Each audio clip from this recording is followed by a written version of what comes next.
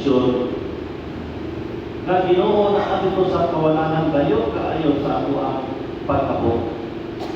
No?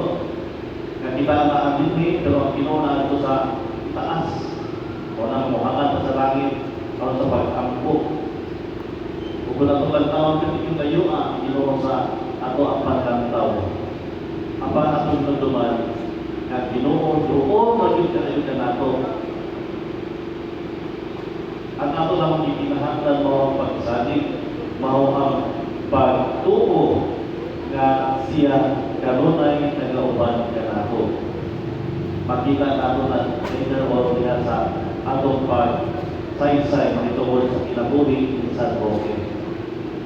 Ug ang ikatulo, pagpanalangin sa presensya ni Kristo nga mao ang pilugdan sa atong kalikon ug kaluwasan.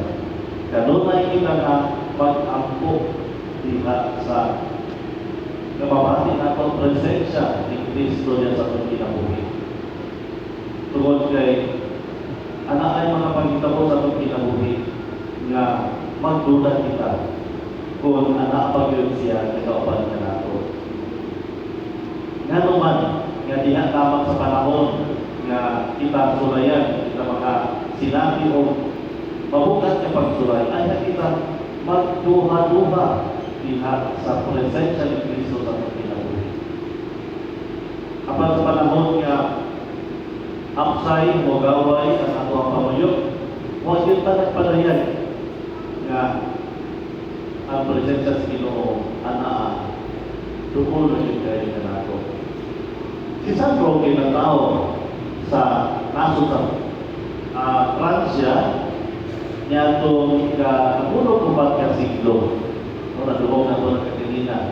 Siya anak sa usa ka unahan kayo nga pamilya. Usa ka pamilya na maalampuon, usa ka pamilya na diboto kayo. Apan sa iyo ba nakabati na siya og tawag sa Ginoo niya sa kinabuhi? Kung sa kang namatay niya mga ginikanan, ang iyahang katigayunan niya na sunod di ka sa mga ginikanan, niya kiniki balikya kung iya mo napot ganito sa mga kabos.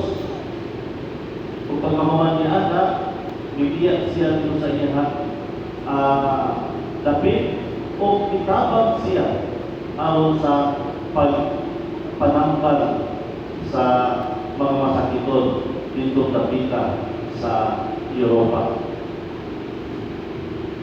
Panahon kadto na niigo ang dagko ka peste o plague sa ibang Europa.